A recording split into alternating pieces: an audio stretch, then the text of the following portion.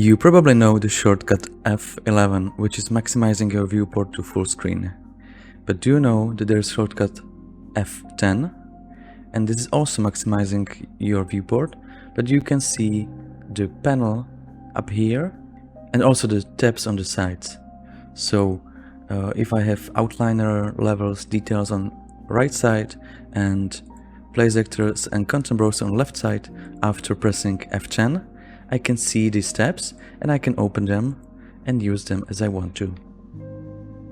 But when you click back to the viewport, they are hiding, but you can easily access them by clicking on their icon. So F10 is maximizing the viewport, but you see the most of your UI, and F11 is maximizing the viewport, that you see only the viewport at the full screen.